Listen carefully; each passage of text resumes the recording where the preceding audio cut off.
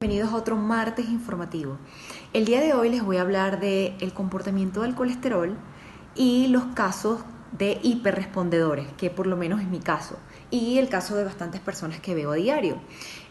Al día de hoy, a pesar de que han salido muchos estudios que nos hablan exactamente de la función correcta que tiene el colesterol en nuestro cuerpo, todavía hay personas que siguen teniendo miedo, sobre todo las personas que están en un estilo de vida, como es mi caso, bajo en carbohidrato, alto en grasas, o están en una dieta cetogénica o inclusive en una dieta carnívora.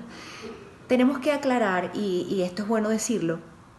que no es lo mismo el comportamiento del colesterol en un perfil metabólico correcto o saludable que en un perfil metabólico enfermo. Porque en un perfil metabólico enfermo hay metainflamación, hay glicación por exceso de glucosa en el cuerpo, se producen muchas partículas pegajosas, las proteínas se unen a esas partículas pegajosas de glucosa generando glicación, endurecimiento de las arterias, vasos, venas, y como resultado de esa metainflamación suelen dañarse más estas arterias y por lo tanto requieren mayor reparación. Y esta reparación la hace nuestro amado y nuestro amigo colesterol. Entonces obviamente no es lo mismo el comportamiento en este tipo de perfil metabólico porque el colesterol tiende a oxidarse por ese exceso de radicales libres, metainflamación y glicación, y por supuesto hay más posibilidades que se formen placas de ateroma dentro de la arteria, que esa placa de ateroma de repente por otro proceso inflamatorio, por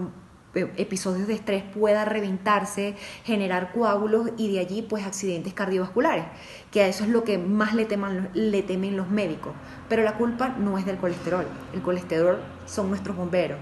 los que reparan, los que apagan ese incendio que nosotros por malos hábitos nutricionales y estilo de vida generamos en el cuerpo. Ahora bien, en el otro caso, en parámetros o perfiles metabólicos y hormonales correctos, en personas que trabajamos con otro sustrato energético, es decir, oxidamos grasa como fuente de energía, y cuando ya estamos cetoadaptados y somos eficientes utilizando cuerpos cetónicos, pues la tónica es distinta. Para esto me gusta citar estudios y me gusta mucho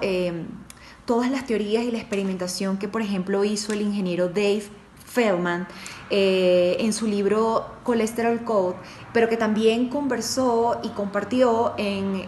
por ejemplo, la conferencia que se hizo el año pasado en Denver, Low Carb Denver, en donde él presentó pues sus estudios basándose en su propia experiencia como buen ingeniero para poder demostrar que no es como lo pintan, que el colesterol no es enemigo y que realmente no es problemático tener niveles elevados de colesterol en este estilo de vida y que es sumamente normal.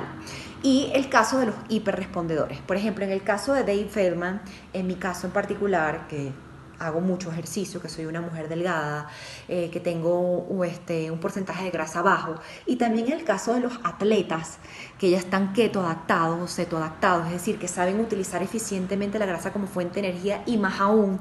este sustrato de mayor octanaje que son los cuerpos cetónicos, pues es común y ver que manejen parámetros de LDL súper alto. De hecho,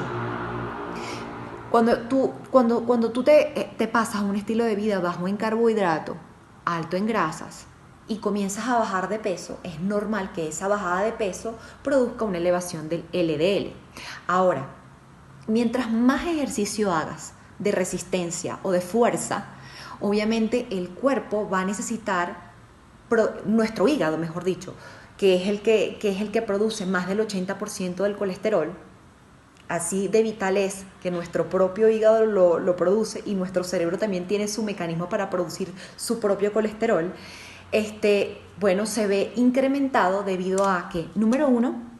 si eres una persona delgada y tienes pocas reservas de grasa y obviamente estás cetoadaptado, por lo tanto no trabajas con reservas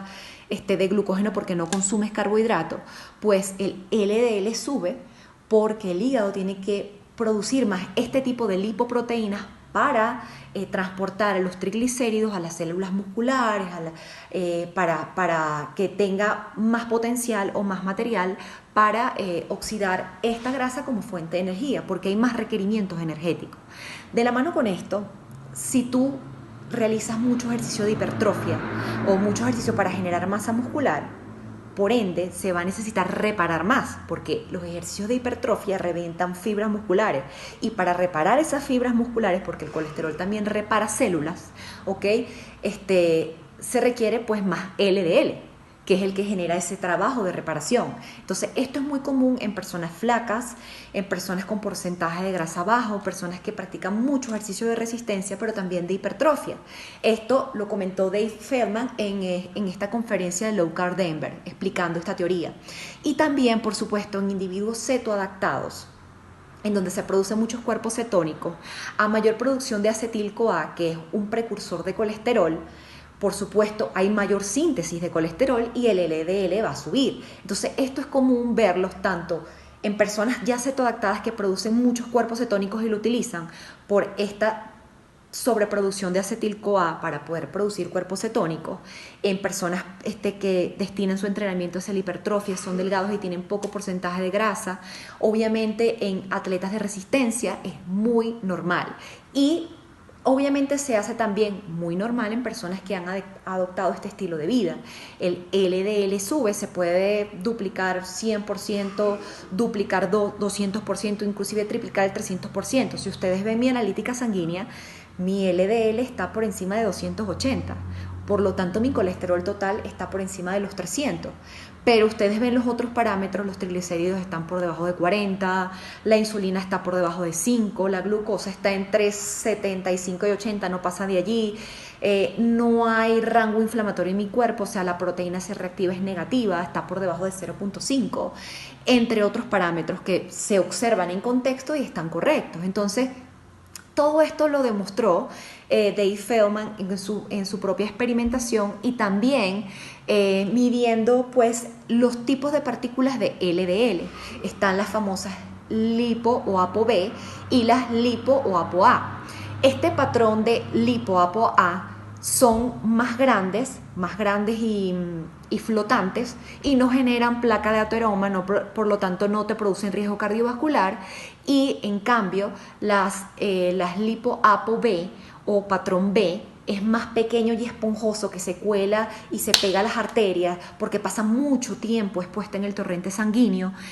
Normalmente este tipo de LDL es más común en personas que tienen perfiles metabólicos enfermos, o sea que el comportamiento del colesterol es más enfermo, es más oxidable, es más glicable, ¿ok? Entonces, todo es analítico, todo hay que ponerlo en contexto. No es la misma calidad inclusive del LDL, que ya no debemos verlo como colesterol malo, porque vuelvo y repito, son nuestros bomberos, son los que reparan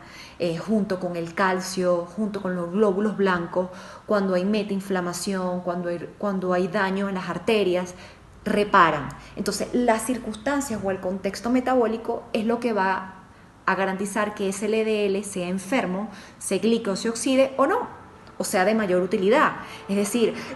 sea más transportador de triglicéridos para ser oxidados como fuente de energía. De la mano con eso, pues, en un estilo de vida bajo en carbohidratos y alto en grasas, el HDL, que es el gran administrador de los triglicéridos del cuerpo, o administradores del uso del colesterol en el cuerpo, pues también aumenta. Hay mayor reciclaje del colesterol hacia el hígado para poder producir, por supuesto, hormonas esteroideas, hormonas sexuales femeninas, masculinas, la aldosterona, que se produce en las cápsulas suprarrenales gracias al LDL, y las sales biliares. Entonces, todo funciona en sincronía perfecta, todo es un contexto saludable en este tipo de alimentación, y por supuesto es más saludable aún en este tipo de contexto en personas delgadas, atletas, los conocidos hiperrespondedores. Yo soy hiperrespondedora y tengo muchos casos similares, así que no se asusten, todo en contexto, todo en análisis. Ya hay demasiado conocimiento, pero bueno, les invito a leer el libro de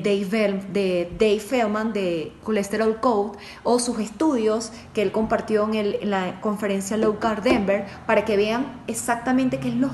cómo debemos leer la analítica sanguínea y qué debemos prestarle atención y qué no. Bueno chicos, yo espero que esta información les haya servido, que sea de utilidad.